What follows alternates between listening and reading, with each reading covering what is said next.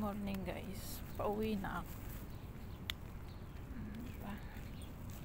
Nakatulog naman ako ng 1 hour. So lahat ang tulog ko ay 2 oras. So, okay lang yun. Babawi na lang ako mamaya. Araw, gandang araw. Good morning guys, pauwi na ako. 6 o'clock na uwi na ako kasi papasok yung bata ko, baka hindi magising ng alas 7.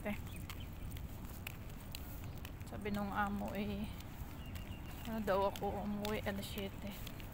Hindi pwede kasi ba hindi magising yung alaga ko. Kaya walking tayo guys. Hindi ng mata ko.